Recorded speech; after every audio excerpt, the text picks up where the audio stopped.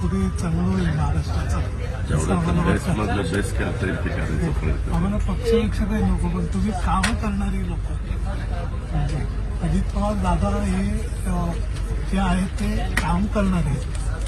म्हणजे असं बाकी लोकांचं काही आश्वासन नाही. एकदा तुम्ही पूर्ण सांगितलं की ते होणार एवढं आम्ही जेवढं वाचणार. चांगलं काय पाहिजे तेवढं करायचं. आम्ही एक जनरल पब्लिक आहोत, म्हणजे आम्हाला कसं कुठच्याही पक्षाचं हे नाही, पण तुमच्याबद्दल एक आदर आहे.